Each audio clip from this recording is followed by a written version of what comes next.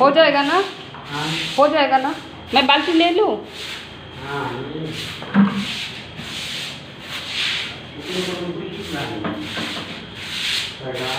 हाँ, वो पाइप से कॉर्नर कॉर्नर में दे देना, वो कॉर्नर साफा हो जाएगा।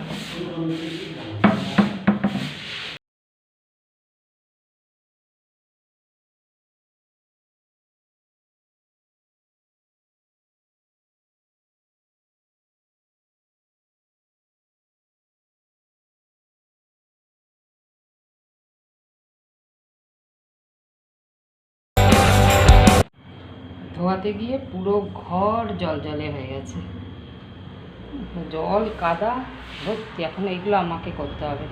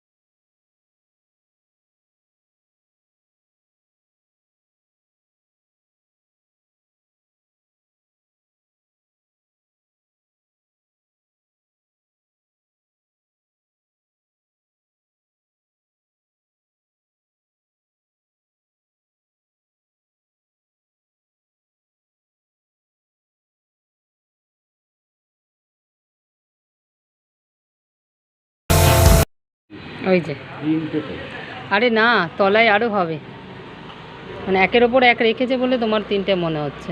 তিনটে কোথায়, আমি তো এখানেই চারটে দেখতে পাচ্ছি, আর ওইখানে একটা পাঁচটা দেখতে পাচ্ছি। দেখা যাক, তলায় তলায় আরও হবে হয়তো। ভালো করেছে, খুব দরকার ছিল। ওখানে গাড়ি রাখা আর রাস্তায় গাড়ি রাখা সমান হয়ে গেছিলো, এত জল পড়ে।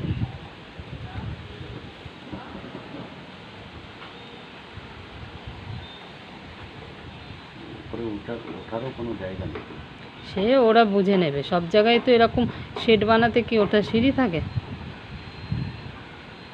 ওরা কোনো রকমের ব্যবস্থা করে নেবে। ওই যে দেখো না বানাচ্ছে কিরম, টায়ারের ওপরে কী সব রেখে টেকে একটু যাতে লম্বা হতে পারে। না না, ড্রামটার ওপরে দাঁড়াবে না। দাঁড়িয়েছিল, তা এখন কেন দাঁড়াচ্ছে না? হয়তো চেপে যাচ্ছে। হ্যাঁ হ্যাঁ, ড্রামটা চেপে যাচ্ছে, তাই তো আমি বলি। এই যে বেচারা কি করে লম্বা হওয়া যায় সেই চেষ্টাটা করছে, সেই চেষ্টাটা করছে, হাত পাচ্ছে না, টায়ারের ওপরে এখন দাঁড়িয়েছে। এইভাবে করলে পরে একটা আন্দাজে কোনো রকমের মেরে দেবে।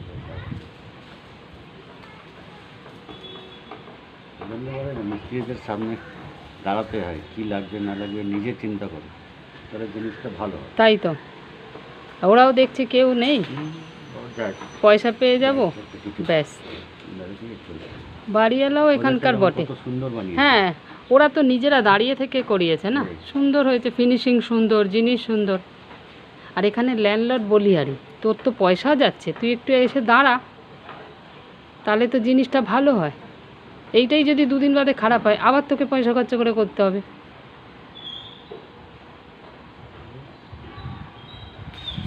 কি রে বোকা ল্যান্ডলর্ড, জানি না বাবা।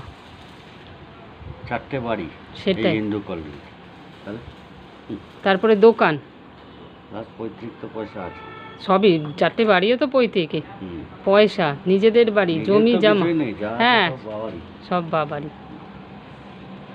বাবারই এই ডিজাইন যে এসি লাগাতে পারছি না আমরা। এই যে প্রত্যেকটা জানলার ওপরে দেখো এত বড় বড় করে, এই যে দেখতে পাচ্ছ, এইগুলো ভেন্টিলেটর বলো, ঘুলঘুলি বলো, প্রত্যেকটা জানলার ওপরে। এবার এটার জন্য আমরা এসি লাগাতে পারছি না, বিকজ এটা একটা পুরো একদম ফিক্সড কাঁচ দিয়ে নেট দিয়ে করে দিয়েছে সব জানলার ওপরে। এটা তো ড্রয়িং রুম, এই দেখো এটা আমাদের বেডরুম, তার ওপরে এই যে এই দিকে একটা, ওই দিক দিয়েও আরেকটা আছে, দেখতে পাচ্ছ, ওই জানলার সাথেও আছে। তো যার জন্য আমরা এসি লাগাতে পারছি না। এই তো বুদ্ধি ছিল বাবার তখন। তখন আসলে আমার মনে হয় কি এসির চলটা ছিল না, ওই জন্য ওর বাবা সেই বুঝে করেছে যে বড় বড় ভেন্টিলেটর করে দিচ্ছি, হাওয়া আসবে। যাকে ওরা ওদের কাজ করুক, আমরা যাই। আস্তে আস্তে করতে করতে পুরোটাই হয়ে গেল। দেখে মনে ছিল কটা টিন এনেছে, পুরোটাই করে দিয়েছে।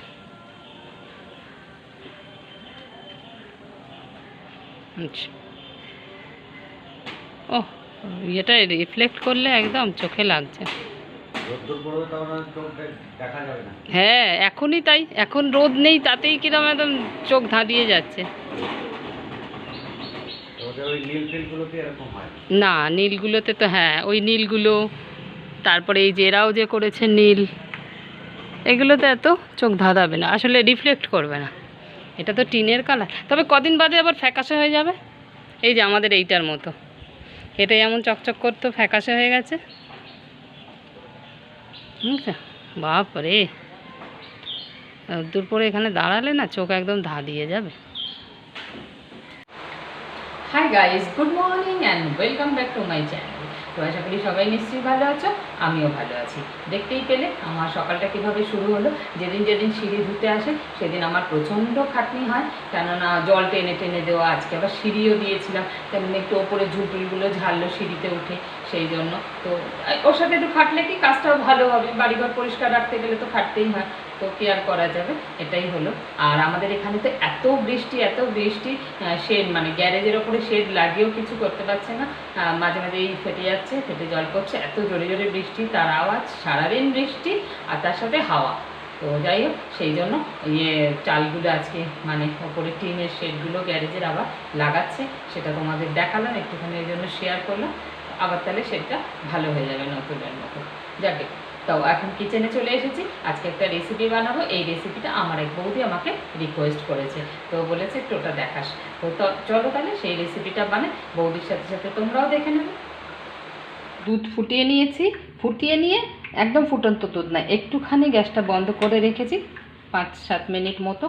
এবার একটু করে ভিনিগার দেব আর নাড়ব, একটু করে ভিনিগার দেব আর নাড়ব। এইভাবে ছানা কাটালে কি ছানাটা খুব নরম হয়, নাহলে ছানা খুব হার্ড হয়ে যায়।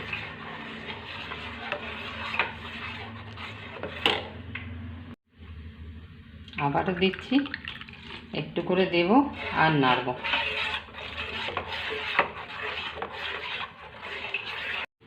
আবারও দিচ্ছি, আবারও নাড়ব। অনেকটা কেটে এসেছে, এই দেখতে পাচ্ছ নিশ্চয়, এই দেখো কেটে এসেছে। এইভাবে কাটালে ছানাটা একটু নরম হয়, একদম ফুটন্ত দুধ না, দুধটাকে ফুটিয়ে একটু ঠান্ডা করে। এই দেখো দেখতেই পাচ্ছ ছানা কেটে গেছে, জল আলাদা হয়ে গেছে, এই দেখো একদম হয়ে গেছে। এবার এটাকে একটা সাদা কাপড়ের মধ্যে ঢেলে দেবো।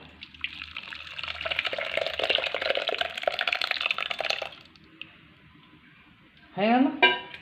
এবার এটাকে বেঁধে একটু কোথাও ঝুলিয়ে দেবো। এই দেখো আমি ছানাটাকে কোথায় ঝুলিয়ে রেখেছি, দেখতে পেয়েছো? কোথাও জায়গা না থাকলে এরকম কাপড়ে গিট দিয়ে কলের মধ্যেই ঝুলিয়ে রেখে দেবে। তো মিনিট 15-20 মতো ঝুলিয়ে রেখেছি। এবার এটাকে নামিয়ে নেব। এটাকে না বেশি এরকম করে চেপার দরকার নেই, এরকম চিপে যদি বেশি জল বের করে দিই তাহলে একদম হার্ড হয়ে যাবে। যেটুকু জল আছে ওইটুকু জল শুদ্ধই নিয়ে নেব। এবার এটাকে এই থালার মধ্যে ঢেলে নেব। থালায় ঢেলে নিয়েছি। এবার এটাকে একটুখানি ভালোভাবে মাসালতে হবে বা পিষতে হবে, সোজা ভাষায় এই এরম করে হাতের এই তালুটা দিয়ে দিয়ে এটাকে ভালো করে পিষে দেব।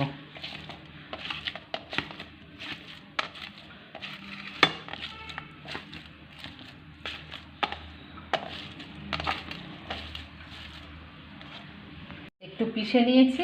এবার এর মধ্যে আমি 1 চামচে ময়দা দিয়ে দেবো। এটা আমি 1/2 লিটার দুধের করছি, 1/2 লিটার দুধের ছানা কাটিয়েছি, ওই জন্য আমি 1 চামচে ময়দা দিলাম। আবার ময়দা দিয়ে ওই একইভাবে এটাকে এরম হাতের তালু দিয়ে পিষে পিষে পিষে এটাকে একদম নরম সফট একটা বানাতে হবে। আবার বেশিক্ষণ ধরে কিন্তু পিষলে হবে না, বেশিক্ষণ ধরে পিষলে না আবার যদি ছানা যে তেল বা ঘিটা কেটে যায় তখন কিন্তু আবার শক্ত হয়ে যাবে বড়াগুলো। তো সেই জন্য মোটামুটি 5-7 মিনিট মতো আবার এখন হাতের এই তালটা দিয়ে দিয়ে ভালো করে পিষে নেব। তো এইটাকে এরমভাবে পিষে নিতে হবে। পিষে নিয়েছি, বেশ নরম মোলায়েম হয়ে গেছে একদম, থালাতেও কোথাও কিছু আর লেগে নেই। এবার এটাকে ছোট ছোট লেচি করে নিই। একদম সফট, দেখতে পাচ্ছ ছানা ছানা ভাব, খড়খড়ে ভাব আর নেই, একদম স্মুথ মোলায়েম হয়ে গেছে। এটা থেকে এবার আমি লেচি করব। লেচিগুলো মানে যত বড় বড় আমার বড়া চাই তার থেকে অনেক ছোট ছোট লেচি করব, কেননা এগুলো ফুলে যাবে। তো আগে একটু লেচিগুলো বানিয়ে নিই।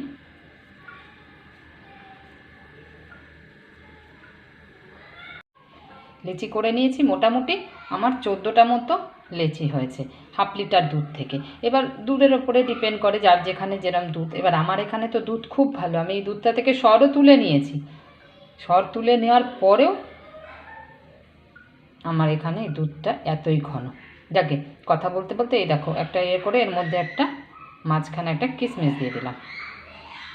কিশমিশটাকে দিয়ে আবার এটাকে গোল করে দেবো।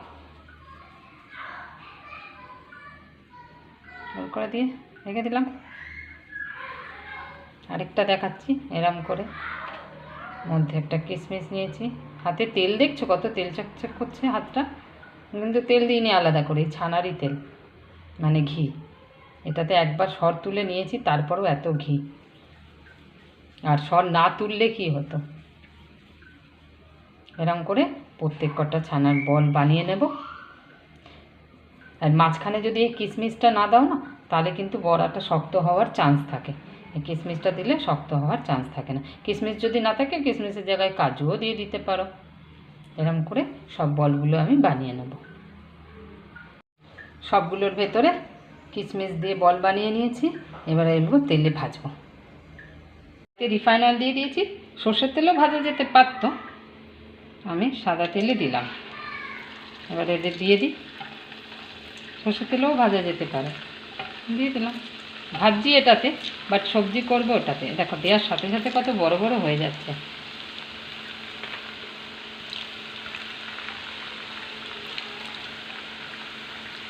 দিয়ে দিলাম সবগুলো, নেড়ে নেড়ে ভেজে নিই।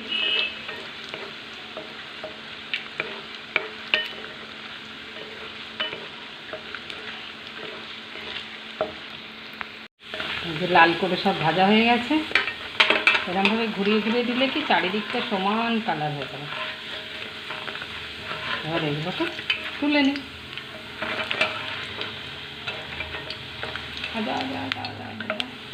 বেরিয়েই যায়, এগুলো সব তুলে নিলাম।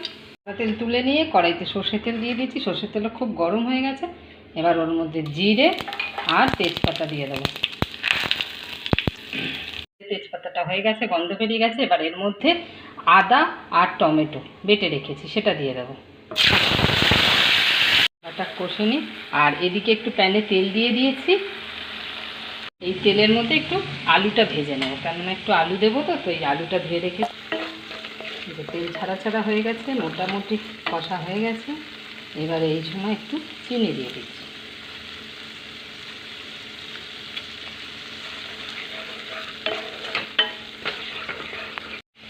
ঢাকা দিয়ে দিয়ে আলুগুলো ভেজে নিয়েছি। এবার এই আলুগুলো এই মশলার মধ্যে দিয়ে দিই।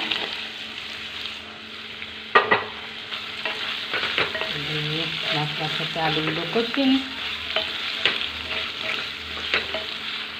কষিয়ে নিয়েছি। এবার জল দিয়ে দিই। মিক্সির বাটিটা ধুয়ে তো জল দেবই, আর একটুও জল দেবো। আলুগুলো তো ভেজেছি মানে অর্ধেক সেদ্ধ হয়ে গেছে, তাও একটু বেশি জল দিচ্ছি, বিকজ একটু ঝোল ঝোল রাখতে হবে, বড়াগুলো দেওয়ার পর আবার বড়াগুলো ঝোল টানবে। তাহলে এবার ফুটতে দিই, আর একটু ঢাকা দিয়ে দিই, আলুগুলো যাতে সেদ্ধ হতে পারে। একটু দেখে নিই, এই যে হয়ে গেছে। এবার এই যে ছানার বলগুলো দিয়ে দেবো। একটু ঝোল অনেকটাই রেখেছি, কেননা বলগুলো তো টেনে নেবে, তো সেই জন্য এবার এর মধ্যে বলগুলো দিয়ে দিই। এবার বলগুলো এক্ষুনি দিয়ে আমরা এক্ষুনি খাবো বলে দিলাম, আদারওয়াইজ দিতাম না, নাহলে খাওয়ার কিছুক্ষণ আগে দিলেই হতো। এটাই দেখো কিছুক্ষণ বাদে একদম শুকিয়ে টুকিয়ে কী হয়ে যাবে। এই দিয়েছি। এবার দেব গরম মশলা গুঁড়ো, যেটা আমাদের বাঙালিদের নিরামিষ রান্নায় দিতেই হবে, ঘি গরম মশলা, তো দিয়ে দিলাম গরম মশলার গুঁড়ো। আর দেব হলো ঘি, এতটা মতো একটু ঘি দিয়ে দিলাম। এবার সব দিয়ে একটু নেড়ে দিই ভালো করে। তৈরি হয়ে গেল আমার ছানার কোপ্তা কারি বা ছানার ডালনা। এই যে বাটিতে নামিয়ে নিয়েছি, তৈরি হয়ে গেছে আমার ছানার কোপ্তা কারি। কেমন হয়েছে দেখতে বলো? ওহ, দেখেই লোভ লাগছে কি না? যেমন কালার তেমন বড়াগুলো সফট, হায় হায়। তাহলে চলো খেয়ে নিই। তো দেখতেই পেলে বাঙালির একটা ফেমাস ডিশ ছানার কোপ্তা। তাহলে তোমরাও বানিও। তোমরা কে কীরকম স্টাইলে বানাও আমি জানি না, আমি যেরকম বানাই আমি সেরকমই শেয়ার করলাম। আর বৌদি অবশ্যই কিন্তু তুমি বানিয়ে আমাকে জানিও কেমন হয়েছে। তোমার জন্যই এই রেসিপিটা আমি আজকে শেয়ার করলাম। তাহলে আজকে ভিডিওটা এখানেই শেষ করছি। সবাই ভালো থেকো, সুস্থ থেকো, বাই বাই।